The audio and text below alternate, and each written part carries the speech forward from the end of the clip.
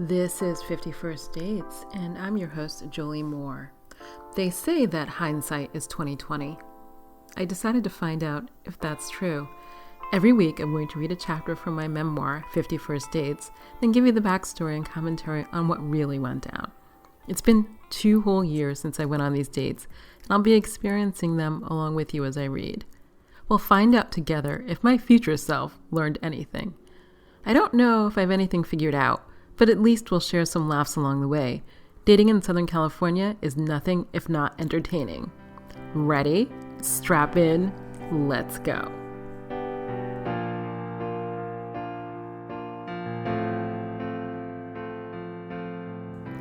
Welcome to 51st Dates, episode 30. I'm your host, Jolie Moore. How are you this morning? I am awake. There's that. I have a lot of anxiety because I'm 99% certain I'm going to travel to Europe for the summer, but arranging tickets and dealing with my ex, trying to do a handover in Europe, makes it hard. I'm getting my hair done, which also causes me great anxiety always, and I'm not sure why. My vanity exceeds my anxiety. I did something last week. Okay, let me stop.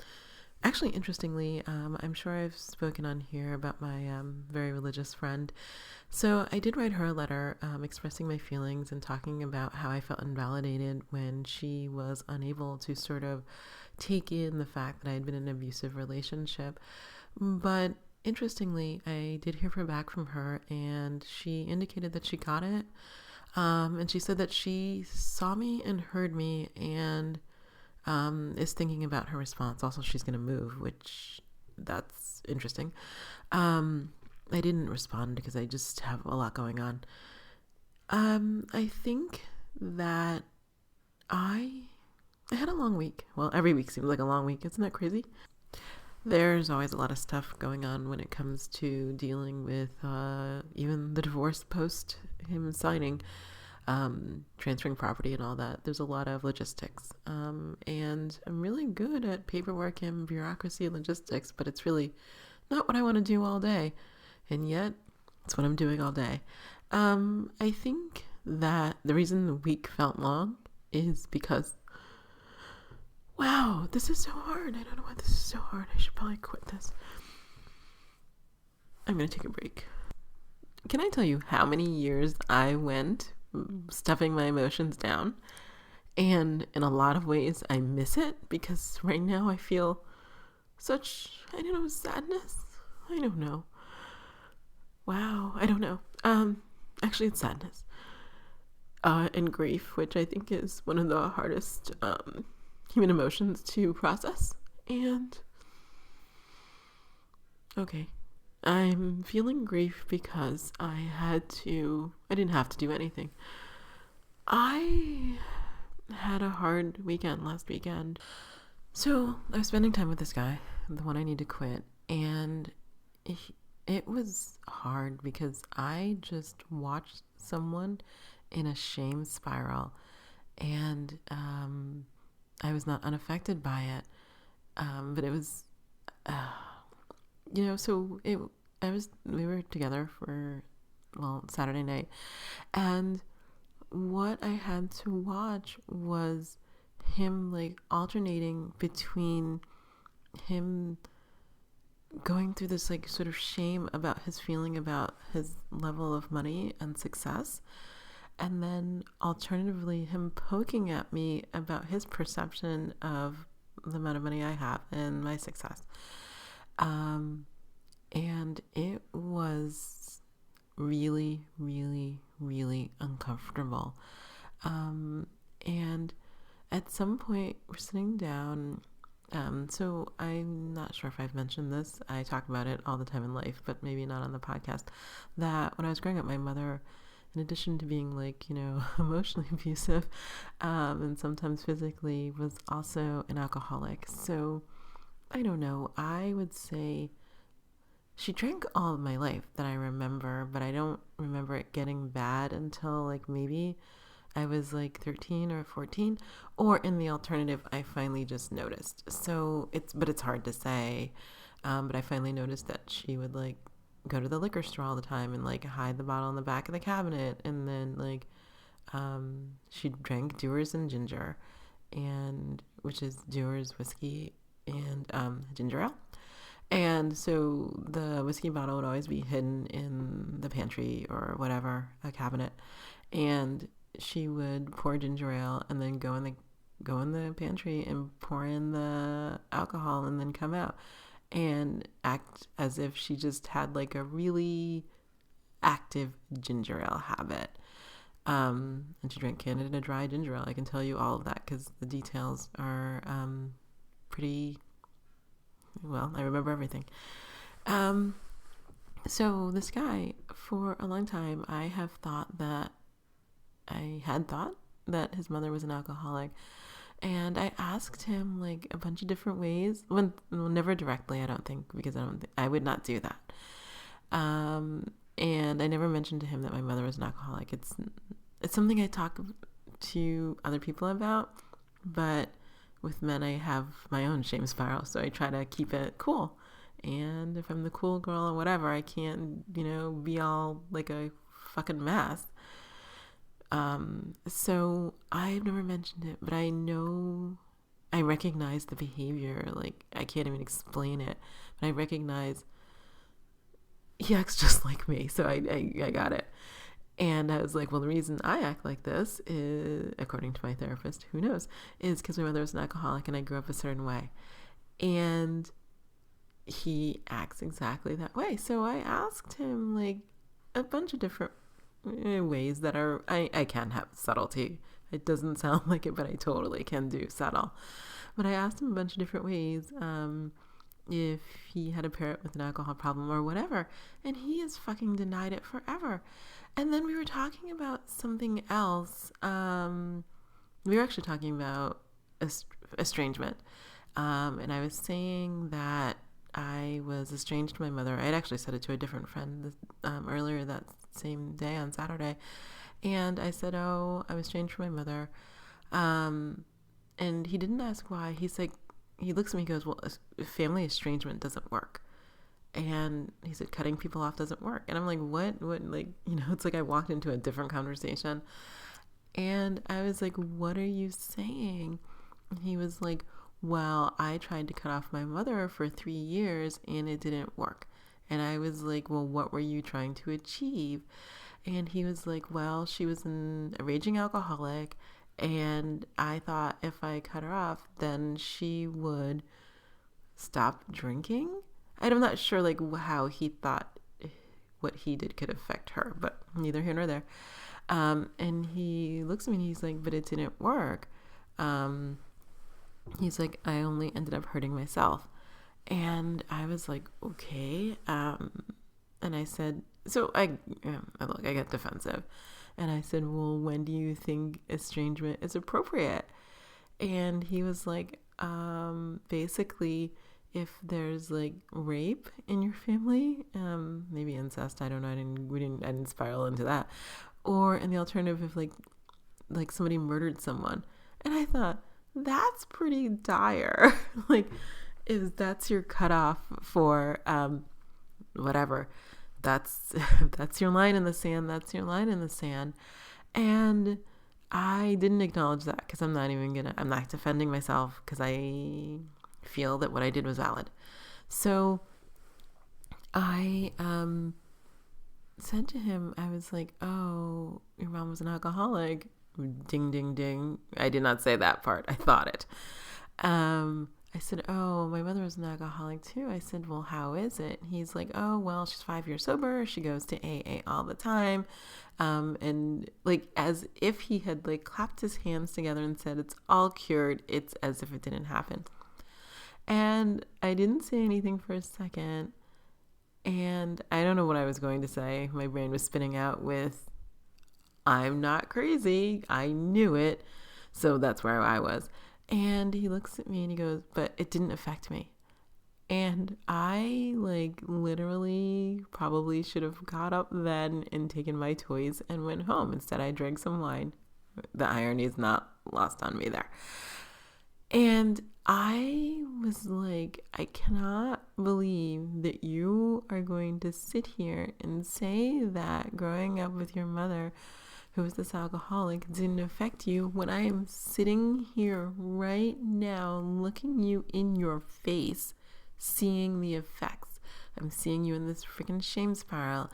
I'm seeing you have issues with how ambitious you feel you should be, versus the success that you've achieved so far. And I was just like, this is like craziness, but I couldn't, what I really think I should have done in that moment was be a lot more empathetic, but I couldn't muster it up, mainly because that was followed by him poking at me for whatever, for not having gone to McDonald's a lot as a child, which I didn't. And he was like, well, if you had grown up with less money, you would, like, in a working class family, you would, much better understand McDonald's. I don't know. Or the fact that I don't, well, anyway, we're not going to get into the things I don't do. I did grow up differently. I don't have anywhere to put that. And I want to have empathy, but then he was just not nice. So we're sitting around, I don't know, like our relationship is undefined, or maybe it is defined as casual, although what I'm describing to you is not casual. So we're sitting around, talking or whatever, and at some point, he looks at me and he's like, well, I'm going to cut to the chase because you don't need all the preface, but I've decided to get married and have children. And I was like, well, clearly, look, I know I don't plan to get married, and I don't plan to have children, and I don't plan to marry this guy, and I'm never going to have this guy's children. So I know that, he knows that, but that doesn't mean that when he said that, it didn't hurt. Actually, look, in the moment, I was just kind of so shocked by it because he made a joke like right after that. And I was just like, maybe he made a joke because of my face. It's hard to know. Like, I don't think I was looking at him then. And we were laying in bed cuddling. Like, this is so crazy. And I don't know what I felt at that moment. To be frank, I was just so surprised that he'd made this 180 from somebody who could give or take relationships and could give or take children, that I think I was frankly just shocked. And then, I don't know, we had sex and did something else, like, whatever, and chatted about fucking something else, movies or whatever. And he was like trying to send me home with like DVDs, and I was like, I don't even know if I'm ever going to see you again. I'm not taking anything from your apartment. And I'm going to be frank. It was only when I told this story to my therapist, and she made a face. So she doesn't have a poker face, and she sort of made a face. And I was like, why'd she make that face? So, 3 days later, it's only like up to like, so I saw him Saturday. I talked to my therapist on Tuesday. By Thursday, I was biking, and I thought to myself, I think that was insensitive at best and unkind at worst, because he knows that I would pursue a relationship with him more than whatever we're doing.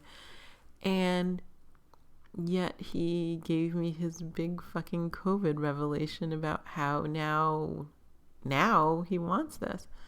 And I guess the unspoken part was not with you. And I was like, I don't think he meant it in an unkind way, but it was so hard to like pick it, because it was just like I was walking in like a field of brambles the entire time I spent with him, and it was just like the last bramble, but it was just extra pokey, I mean, whatever. And so, like, by Thursday, I was like, okay, I really need to get out of this because I don't even know if I'm like having fun anymore. I just feel hurt a lot of the time that we're together. And not joy and not fun, none of it.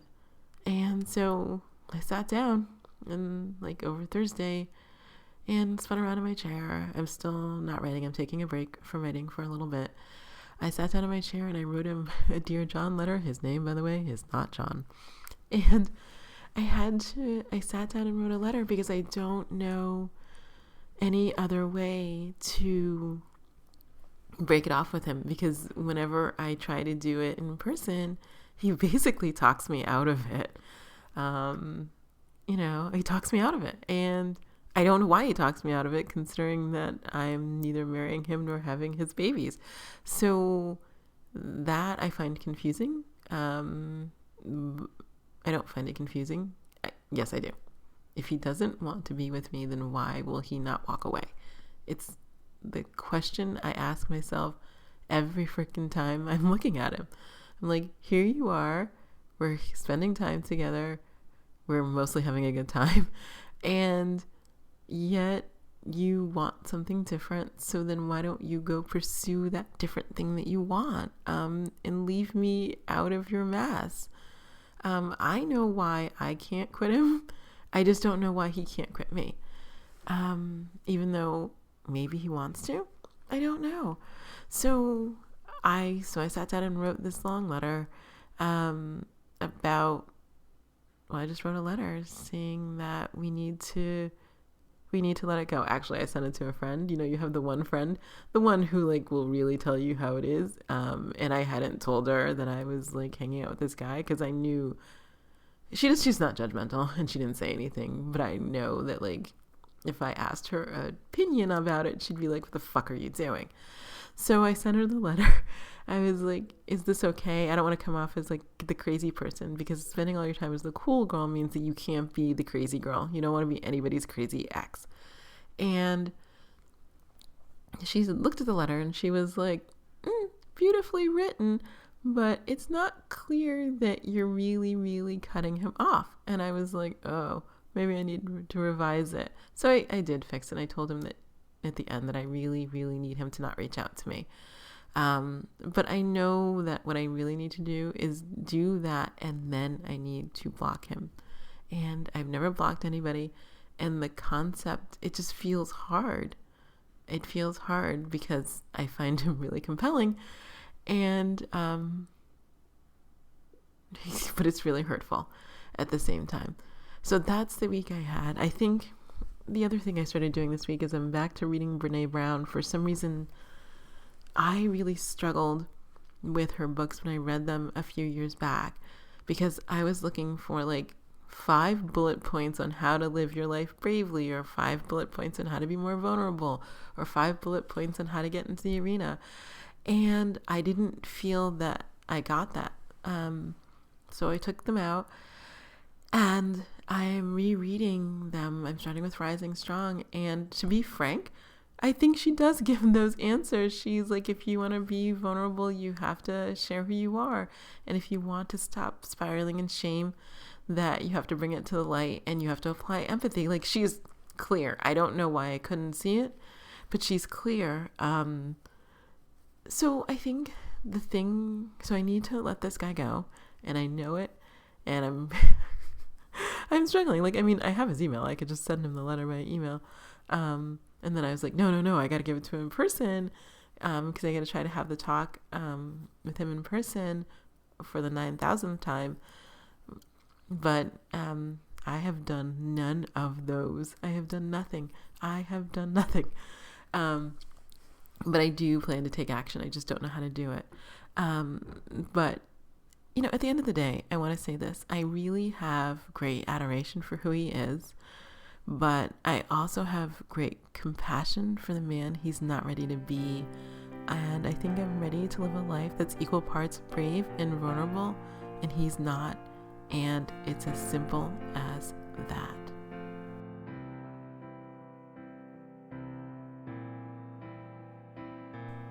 That was a long intro today, so let me move on to chapter 29, The Sociologist, July.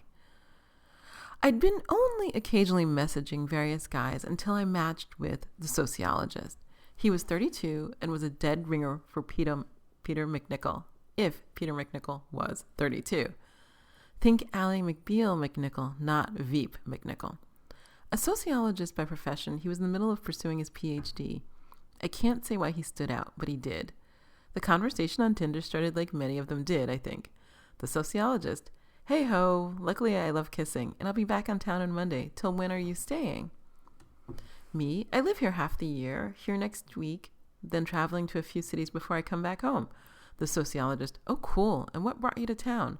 "I'm arriving Monday quite late. Would you be up for meeting around 10 p.m.? The sociologist: "By the way, how about adding each other on Facebook?" That was my first Facebook invitation. Classic Car Guy claimed not to use Facebook, but he had an account. It was, of course, a picture of his car, which he'd texted me, which is how I knew it was him, even though he used a different name on Tinder. Friending Thunderbolt had been a huge deal for him. Like somehow I was going to openly acknowledge him on that platform. I'd never do it because I had a lot more to lose than he did with a jealous and erratic ex. But I didn't tell him that. This connection was so open and honest, he probably hooked me in with that. Oh, and being cute, of course. Really cute. And only the way a man in his early 30s can be. Me: "I have an early morning breakfast, so 10 is too late. Time for coffee or a drink another day?" July 17. The sociologist: "Added you. Also, your site seems cool. I guess we'll need to meet next week then. But a drink would be lovely." You know what I have a weakness for? The word lovely. Thunderbolt used it, and so did this guy. It's a delightful word that warms my heart. It's the magic key to getting into my pants. After that, he stopped messaging me on Tinder, moved to Facebook. The sociologist: "Hey." Men are so original like that. I so often wonder what happens in their brains. I can't believe we let them run countries. Me: "Hey there." Irony completely lost on him. "Traveling today?" The sociologist: "Hey ho, yep. I'm a bit sad we can't meet today. You seem so cool and interesting, and also very cute." I never know what to say to this. Not the first time, not the 50th. I had almost zero control over my looks. That was genetics. I do the best with what I have, but it's not what defines me. Me: "Thanks. Just got back from breakfast. Meals are long here, and I have to work. As I like to keep a roof over my head, how's your week looking?" The sociologist: "Well, right now I'm out of town and should get working, as my connecting flight only leaves in the evening. Tomorrow I'll go to my workplace and then to a festival. How about you? What are you working on?" Monday, 3:58 p.m. Me: "I'm a writer, so writing. I'm working on the last book in a trilogy. It's a romance where it takes the couple 20 plus years to finally get together. It's one of my favorite ones." Which festival? I'll be at a medieval one this weekend. What do you do for work?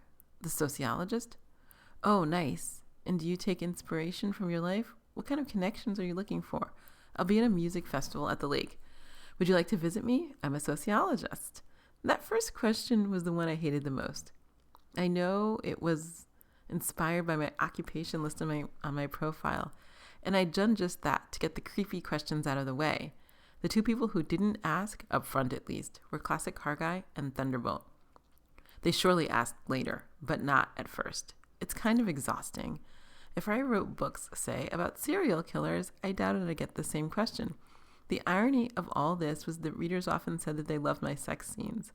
I'd had so little sex in my real life before my divorce, I'm sure they'd be surprised that it was all imagination. Probably mostly my most inspired work. Me: "I haven't been able to the lake in a couple of years. Zero inspiration from life." The "what are you looking for" question. And here, I was straight up honest. Me: "I thought I knew the answer to that last month or last year. Now, who knows? I'm mostly interested in meeting and getting to know new people and seeing where it goes," which is probably a very wishy-washy answer. The sociologist: "I don't think there's anything wrong with this answer. What happened last month? Anyways, I was asking you because you should know that I'm in an open relationship, so I'm looking for friends and maybe sensual connections. Definitely not one night stand, but also not a super serious relationship." I didn't answer about what had happened last month. I was thrilled not to be crying about Classic Car Guy most days. Still dreamed about him a lot of nights, but the days were something I'd gotten a handle on. The only thoughts were fond ones of someone who seemed genuinely to like me, which I'd rarely experience, and postmortems on why I ignored the fact that he stood me up about half the time. Was it lack of self-esteem or fear of confrontation? I was still working at that puzzle most days. I got offline and got back to the business of writing and parenting. The Sociologist, 3 hours later. Hope I didn't scare you away. Me? No, just busy working, not scared. I was on the bus when I was messaging before. The Sociologist, okay, then I'll wait for your answer. Me? I have dinner in a bit, but I'm open to something casual. The Sociologist, perfect, that's what I'm looking for too. Something longer term based on friendship, but no expectations whatsoever, just pure fun. Me? I think we're very much on the same page. In my head was a ringing sound because I think he'd mastered the message game. He was up for something casual, but not a one-off. Clearly, I'm not opposed to a one-off, but that's honestly a bit of work. I didn't want to have to repeat time and again while I was out of West Hollywood for the summer. A regular guy was something that Thunderbolt had come to make me appreciate. Go him. The Sociologist. Smiley face emoji. Can't wait to meet. How do you usually have free time? The one thing about summer is that I have my kid full time, no respite. Very occasionally I have a babysitter, but 99% of the time he's with me. That means I do all my socializing, museum visits, and work during the 8 hours he's at day camp. That worked when I was married. Even though the marriage was a disaster, I never cheated. So there was no way I could do what I did in LA and step out late at night for a drink, nor could I invite anyone over. But I was willing to meet for coffee or a drink, and if it was promising, I could make arrangements. Once the Sociologist understood these limitations, he did something surprising, accommodated them. He was away for the weekend in a nearby town at the lake for 4 days with friends. I was quite surprised when he said he'd be willing to come back so we could meet. I really had to sit with that for a good 12 hours. Getting Classic Car Guy to meet me when we were both free and only a few miles apart was like an act of Congress. Obviously, as the last 2 times he stood me up brought me to my breaking point, or breaking up point. And this guy, whom I'd never met in person, who did not profess to like me, adore me, want to be with me, was willing to take a break from time with his friends and drive back to meet me. All he wanted in return was a commitment that I'd meet him if he made the effort. I was willing to travel a half mile if he traveled 30. So a 2 o'clock meeting was proposed. I accepted. The Sociologist, let's meet at the park. We can just walk around, or if there's chemistry, we can walk towards my place. There was no equivocation in that. If I was game, I was going to get laid. For all the dates I'd been on, I hadn't been nervous except with Classic Car Guy and Thunderbolt, maybe because I liked them the best. Before I left my house, I was nervous. Get up from the computer and get out the vacuum nervous. Take a second shower nervous. Consider then abandon the idea of polishing my toenails nervous. But he'd already come 30 miles from the festival ground, so I had to get off my butt and make the trip, even though there was a strong urge to stay home and hide behind the glow of the laptop screen. I usually love my body more days than not, but for some reason this last week there hasn't been much love. It was inching up on half past the hour, and I wasn't going to get any thinner or any prettier in the next 5 minutes. I set out at 1:30 and made the walk to the bus. We were going to meet in a local park. That was a first. Like always, I was there early. I took a seat on a bench about 50 feet from where we were supposed to meet and picked up my Kindle to calm me down. Unfortunately, the pigeons thought I was there to give them treats. Damn you people who feed these flying rats, and swarmed around me. I put the e-reader away, took out my phone, and messaged him. A guy had to be better than pigeons any day. Me, I'm here. What are you wearing? The Sociologist, blue shirt. I'm at the meeting spot. Me, I'm on a bench being heckled by pigeons. The Sociologist, He was exactly who he said he was. His pictures were definitely an accurate representation of who he was. Probably the most honest guy I'd met on Tinder. Thunderbolt's pictures were at least 2 years old, as were Classic Car Guys. They'd won me over because they were both good with words and still cute in person, if a bit older. There wasn't a single thing about this guy that didn't work for me. So I did something I'd never done. When the Sociologist asked, so do you want to go somewhere or back to my place? I said, your place. One of my rules had been never to go to a guy's place. Not the first time we met, but I was in my summer place and felt all the more trusting for that. I couldn't say why, but I did. Although maybe it was because it had a murder rate that was like 1,000th of Southern California's, or because guns were mostly illegal. I live just over there, he said, pointing toward the river. How did you end up there? I asked. Inherited the place from my grandparents, he acknowledged. I have to apologize, though. It's messy. I've been traveling so much, I haven't had a chance to clean. Flash back to visiting Thunderbolt's place for the first and only time. Since it's been pretty much established that my house is fairly neat, I have no idea how to interpret other people's messes. I couldn't even wrap my head around what level of mess would make me turn tail and run. We walked the few blocks to his place, and I held my breath. He stuck the keys in the lock, and I followed him in. It was both better and worse than I expected. It was the oddest combination, a bachelor pad layered on top of old people's stuff. Coffee, tea, wine, beer? I checked my watch. It was 2:30. I took the wine, happy that I'd take the bus to pick up my kid and didn't have to drive at all during the summers, so day wine was okay. It was a crisp Greek wine. He cleared a bunch of travel receipts from his couch, and I took a seat. He sat close enough to touch, and we talked about travel mostly. He'd been away, I was going away, and we compared notes. Halfway through my wine, he put his hand on my denim-clad thigh and looked at me. Can I kiss you? For a moment, it was a total throwback to high school when I dated a boy who asked me that. I nodded, and he leaned in. I realized then that if I were in charge of these damn dates, they'd never go anywhere. Drummer Boy made the first move. Classic Car Guy did as well. Thunderbolt had his memorable break the ice line and just in time took charge. The kiss wasn't perfect, wasn't going to set the world on fire, but it was good enough. Then he leaned in closer and kissed me on the neck. When my ex had done that, I'd hated it. Always worried he was going to somehow strangle me. The feeling here was the exact opposite. It felt amazing. It also made me just a little bit uncomfortable because it was such an intimate act. When he sat back to take a breath, I held up the goblet of wine in my hand. Let me put this down, I said. I had a red wine accident last month, and I don't care to repeat it. I took a big sip of the wine, then set it on the table. Do you want to go into the bedroom, he asked. That was it.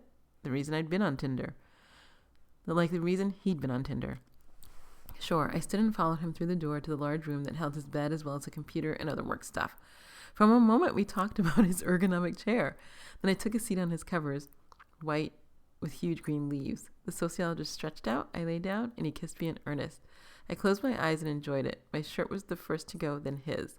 I could feel his hand against the smooth back of my bra and almost laughed at what I knew would be a perplexed face if I could see it. How do you? I sat up, took the front clasp in hand, and made the magic happen. Then he really made the magic. For some reason, I thought that sex outside of LA would be vastly different, but it wasn't. It was very much the same, and he was very good. I came twice before he even took off his pants. Once I recovered, I gestured toward his khaki shorts. A week or two before this, I was listening to one of the sex podcasts, and one of the guests was saying that every time you meet a new man, you never knew what you were going to find when you opened his pants. It was a little, she said, like unwrapping a gift and not knowing what you were getting. For me, it was like choosing a door on Let's Make a Deal. What kind of penis am I going to get today? Before his orange boxer briefs came off, there was one thing I was pretty sure of. His penis would be uncut. The place where I summered is known for keeping boys uncircumcised. Before Classic Car Guy, I'd never seen one on an adult man before. I was 99% sure that's what was coming out. I wasn't disappointed about that. I put my hand around it, and it was the smallest I'd ever felt. Despite my inability to keep most things for myself, I didn't comment on that. Once I jerked him once or twice. He wasn't thinking much about anything, I had to say, no doubt. I was working on how to deal with the condom issue. Mine were in my purse by the front door. I had no idea what he had or where it might be when he came all over my leg. That problem was solved in an instant. I took myself to the bathroom to wash up. He wanted to cuddle when I came back. I did for as long as I could be still, which for me wasn't very long. Then I sat up and started putting on my clothes. My girlfriend and I have an open arrangement because she's out of town for the next 4 months, he volunteered. I get it, I said. My regular guy asked me if I was going to take a lover over the summer. What's he like? Before I can think better of it, I answered. We're friends on Facebook. He's a filmmaker. Then I proceeded to tell him about the damn movie that Thunderbolt had on the circuit. Sometimes my mouth does not keep up with my brain on using discretion. Can we do this again Monday, he asked, when I was done singing Thunderbolt's praises. Maybe, probably, I said, but with travel, I'm not sure. I might have some last-minute errands. Let me know, he said, as he watched me try to fasten my front clasping bra for the umpteenth time. Damn thing, I swore. You should leave it, he said. It's sexy as hell. Maybe, I said, but I certainly can't get on the bus like this. His smile was slow, knowing. No, probably not. I waited a good 7 hours before I texted him. Fed the kid, did the bath routine, cooked the dinner, washed the dishes. I don't know what the urges I have to reach out, but clearly I hadn't overcome it. I messaged, thanks for a delightful afternoon. I hope you got a good nap in. Have a good festival weekend. Let's talk. Maybe we can get together early next week. The sociologist, yes. It was really lovely to meet. Hope we'll see each other Monday. Then I didn't see him again for another 2 weeks. I took my kid on a trip.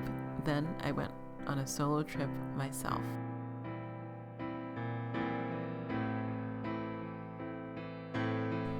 My recollection is that the errands did get away from me. I had to take my kid to his dad, which involved a plane ride, but my kid and I took a trip before that. Then I dropped him off with his dad, and then I flew somewhere else to take another trip. Gotta love a cheap summer flight.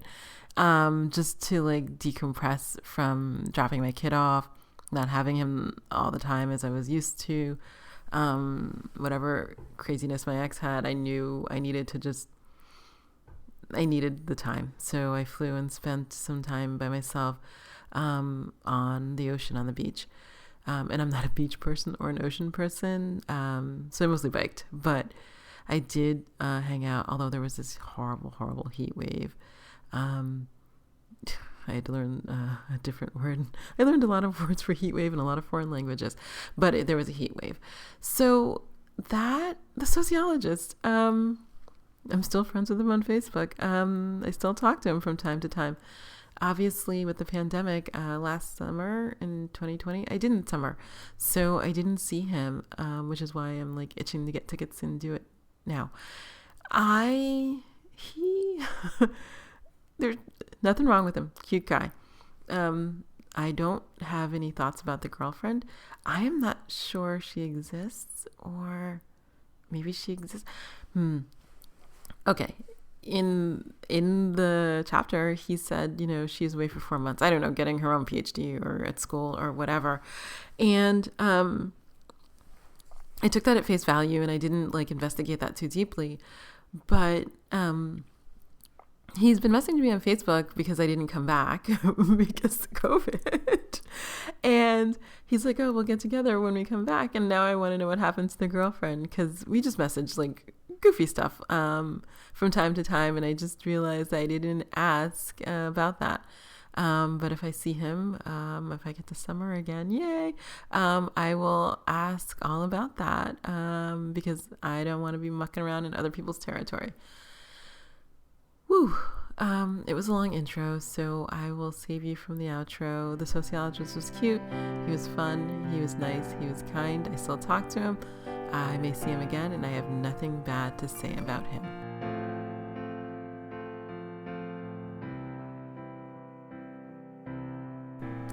I'm Jolie Moore, and this has been 51st Dates, the podcast. If you enjoyed listening, I hope you'll share, rate, and review it on Apple Podcasts. It will help others find the craziness that is dating in Southern California. Also, please hit the subscribe button on your podcast app. If you'd like to read ahead, my memoir, 51st Dates, is available wherever books are sold. A link is always included in the show notes. I'm also a romance writer. If you want to know more about my books, please visit joliemore.com for more information. You can also follow me on Instagram at xojoliemore, and on all social media at the same handle, xojoliemore. Thanks for listening, and I'll be in your ears next week.